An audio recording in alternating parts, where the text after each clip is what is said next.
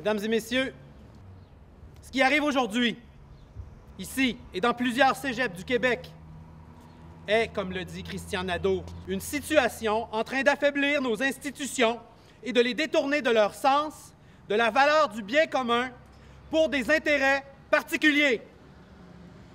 Nous sommes en deuil de notre liberté, de notre capacité à rendre notre monde meilleur.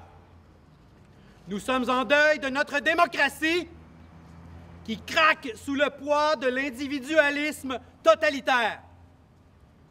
Nous sommes bâillonnés par la loi qui nous empêche de parler, de dénoncer cette situation.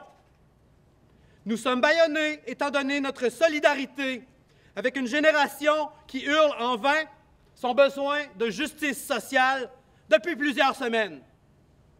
Nous sommes ligotés par cette injonction qui nous interdit désormais d'agir. Nous sommes ligotés parce que nous ressentons, comme nos collègues frappés par cette injonction, qui seront en classe tout à l'heure, toute la frustration et l'impuissance de devoir, contre notre gré, piétiner le vote majoritaire et légitime des étudiants. Un seul individu mobilise une quantité importante de ressources. Avocats, juges, directeurs, professeurs, employés de soutien, agents de sécurité et de nous tous. Et cela au détriment de la volonté de la majorité. Nous, professeurs de Saint-Hyacinthe, dénonçons, j'oserais même dire, condamnons cette situation.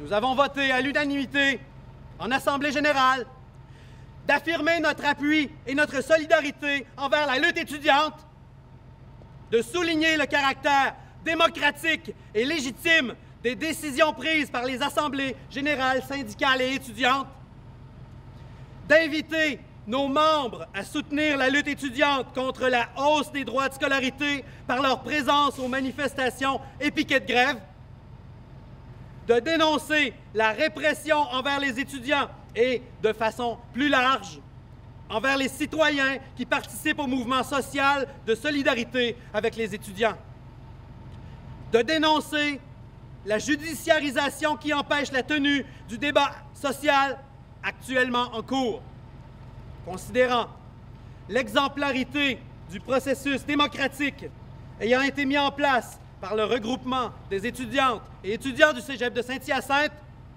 Nous sommes profondément déçus du fait que notre communauté se fasse servir, se remettre de cheval, s'appuyant sur une notion d'urgence abusive, attribuée à un seul individu au détriment de toute la société.